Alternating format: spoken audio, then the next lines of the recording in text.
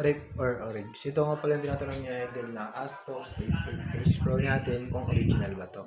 So ito yung next ito guys is hindi po siya orig. Yun. So red ko lang to guys kaya yung presyo niya is nasa 500 plus lang or below.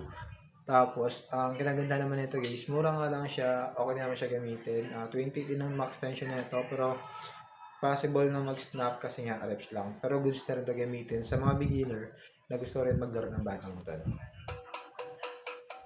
So, flexan natin na guys. Ito nga pala yung Astrox 88S Pro. Yan, 28 max tension for use. So, hindi siya mabigat na sa mga 80 to 85 grams lang din at bukod pa doon. Maganda na rin naman yung design niya. At G5 din pala yung handle na ito at ito yung ilalim niya. Ayan. Japan. Ayan. Kasi mga may gusto na ito guys, nandiyan na yung basket natin. Goods na rin to. Tignan nyo naman yung quality. Flexible na rin at solid din yung design. Kaya sa mga may gusto na ito guys, nandiyan na yung basket natin. Click nyo na yan at mag-check out na kayo.